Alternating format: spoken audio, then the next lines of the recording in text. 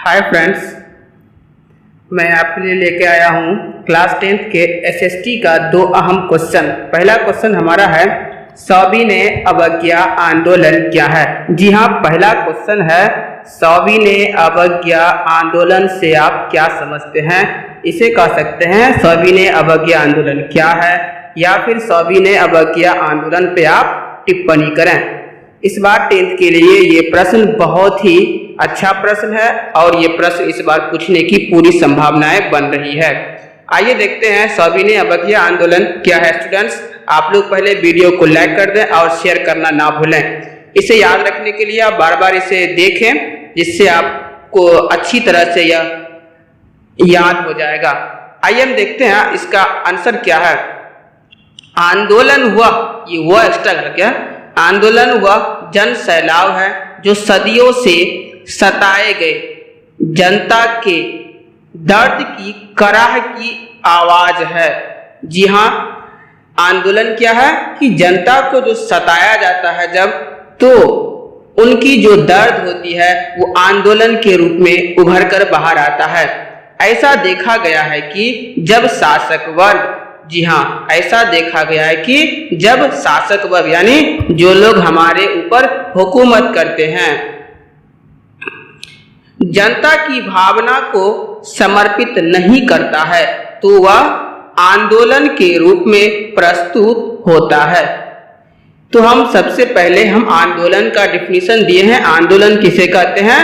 आंदोलन वह जनसैलाब है जो सदियों से सताए गए जनताओं के दर्द की कराह की आवाज है।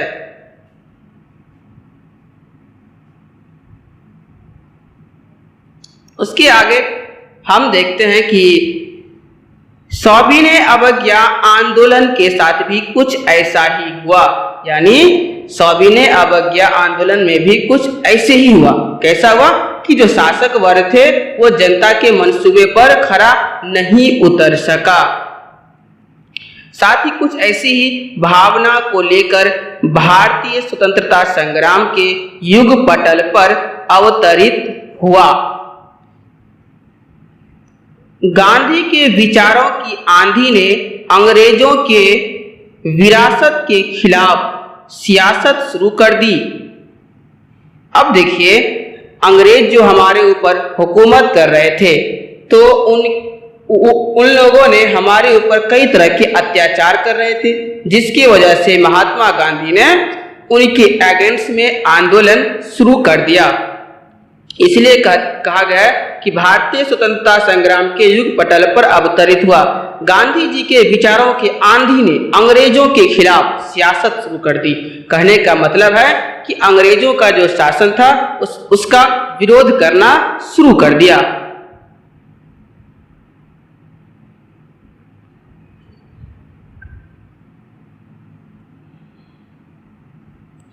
एक तरफ जहां आंदोलन भारतीयों के बीच एकता का बीज बो रहा था, वहीं दूसरी तरफ अंग्रेजों को इस बात पर सोचने के लिए मजबूर कर रहा था।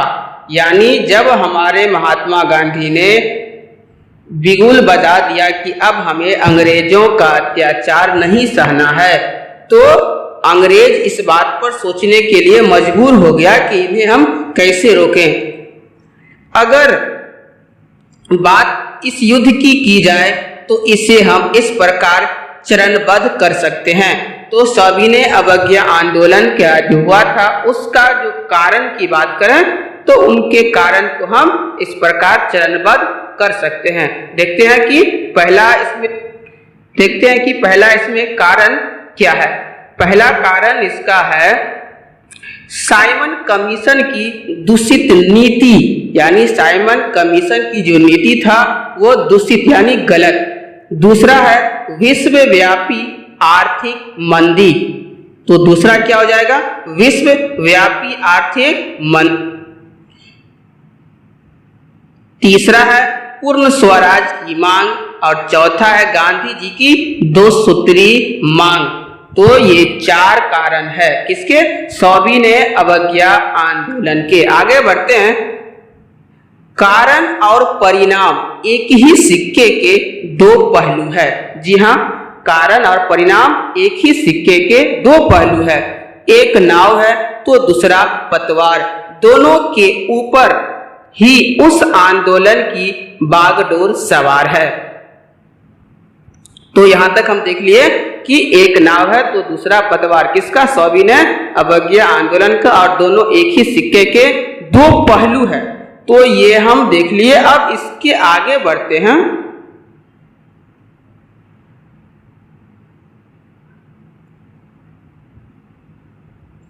जब इसके आगे बढ़ते हैं तो आता है कि इस आंदोलन की जो खास परिणाम क्या है।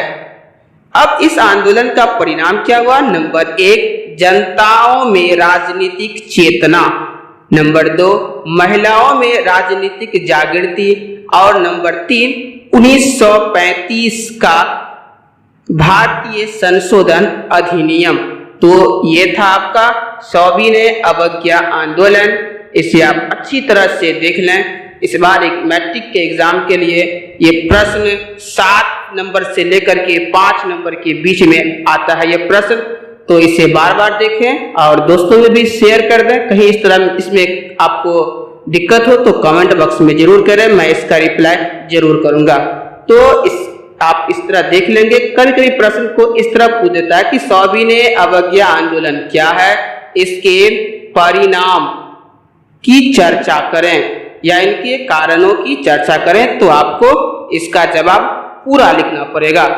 आइए हम चलते हैं दूसरे प्रश्न की तरफ। आज का हमारा दूसरा प्रश्न है क्वेश्चन नंबर 2, 1848 की फ्रांसीसी क्रांति पर टिप्पणी करें। 1848 की फ्रांसीसी क्रांति, ये आप लोगों को जानते भी होंगे और ये अहम क्रांति था। आइए क्रांति में क्या हुआ उस पर नजर डालते हैं। इसका आंसर है क्रांति एक बदलाव है। सबसे पहले हम लोग जान लें कि क्रांति क्या है। क्रांति एक बदलाव है जो तत्कालीन परिस्थितियों के खिलाफ जनता के एकजुट होने का परिणाम है। तो देख लिए हम क्या देखें कि क्रांति क्या है? एक बदलाव है। जी हाँ, आप किसी चीज में बदलाव लाना चाहते हैं तो आपको उसके लिए क्रांति करना ही पड़ेगा। बिना क्रांति का आप चाहें कि आसानी से हम बदल दें, ये संभव नहीं है। परिस्थितियों के खिलाफ जनता को एकजुट होने का भी परिणाम है। यानी जब क्रांति करेंगे तो जनताओं को भी एकजुट होना पड़ेगा, क्योंकि वैसे भी हम जानते हैं जब असंतोष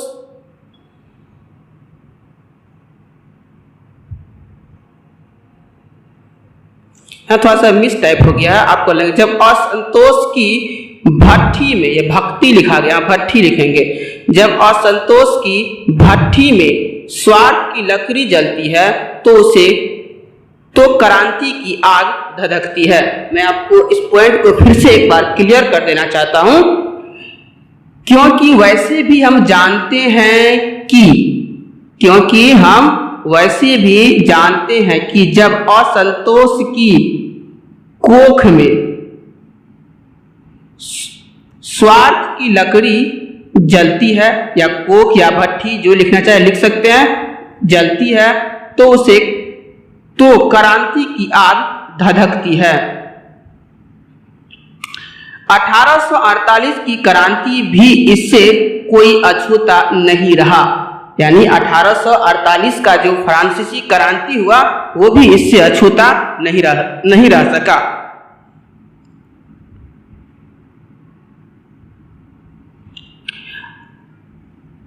यह क्रांति फ्रांसीसी जनताओं के मन में उपजे।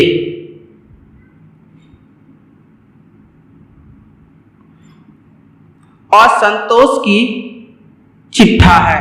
यानी ये जो आंदोलन हुआ था वो क्या था कि फ्रांसीसियों के मन में जो है असंतोष था, वो लोग वहां के सरकार से खुश नहीं थे। यानी असंतोष का एक चिट्ठा था। वहां का तत्कालीन शासक लुई फिलिप, याद रखेंगे शासक कौन था? Louis Philippe. हालांकि, हाला लिखा गया है, हालांकि उदारवादी शासक नहीं था, वह महत्वाकांक्षी भी नहीं था। जी हाँ, याद रखेंगे दोस्तों कि वह जो फिलिप जो था वो क्या था, उदारवादी शासक नहीं था, वह महत्वाकांक्षी भी नहीं था, परंतु अपने विरोधियों को खुश रखने के लिए, यानी उनके जो अगेंस्ट में थे उनको खुश रखने के लिए आदिवासियों को प्रधानमंत्री बना दिया। तो यहां तक आप लोग का कंसेप्ट क्लियर हो गया होगा। मैं एक बार और क्लियर कर देना चाहता हूं कि लुई फिलिप जो थे वो उदारवादी शासक नहीं थे, वो महत्वाकांक्षी भी नहीं थे, लेकिन अपने विरोधियों को खुश करने के लिए आदिवासी को प्रधानमंत्री बना दिया, जो आगे चलकर कट्टरवादी शासक साबित हुआ। तो याद रखेंगे कि आदिवासी जो प्रधानमंत्री बना था वो आगे चल करके क्या बन गया था, कट्टरवादी शासक बन गया, यानी कट्टरवादी शासक वो साबित हो गया।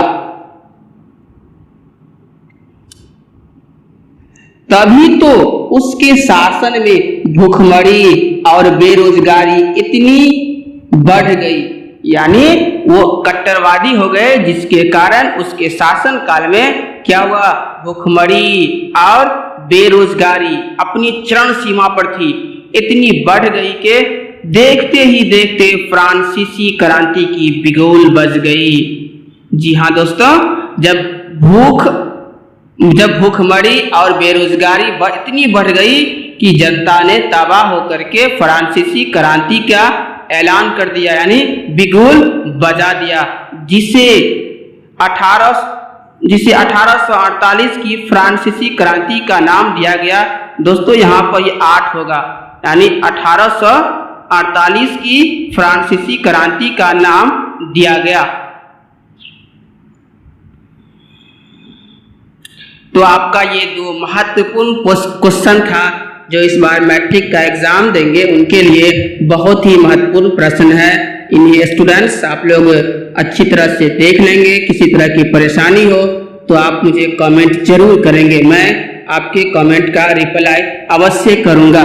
तो 2 प्रश्न आज मैंने आप लोगों को बताया। पहला प्रश्न हमारा क्या था, देख लीजिए। पहला प्रश्न जो था हमारा सविनय अवज्ञा आंदोलन, सविनय अवज्ञा आंदोलन था। सविनय अवज्ञा आंदोलन आप लोग समझ गए होंगे, ये अच्छा प्रश्न है, एग्जाम में आता रहता है, तो अच्छी तरह से आप लोग याद कर लेंगे इसे। दूसरा प्रश्न हमारा क्या था, 1948 का फ्रांसीसी क्रांति, ये भी क्रांति बहुत पूछता है दोस्तों, तो इन दोनों प्रश्न को आप लोग अच्छी तरह से तैयारी कर लेंगे। मिलते हैं एक अगली वीडियो के साथ, तब तक के लिए इजाजत दीजिए,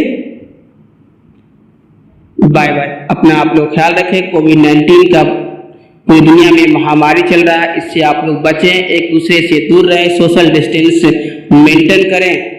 जान है तो जहान है, इस चीज़ को हम लोग जानते ही हैं। अगर जान है तो पढ़ाई कभी भी हम लोग कर सकते हैं, इसलिए इस चीज़ का ज़्यादा आप लोग ख्याल रखें और घर में बैठ करके आप लोग ऑनलाइन ही जो स्टडी मटेरियल मिल रहा है उसे पढ़ें और उसका भरपूर फायदा उठाएं।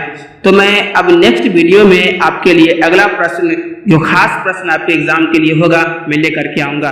तब तक के लिए बाय बाय।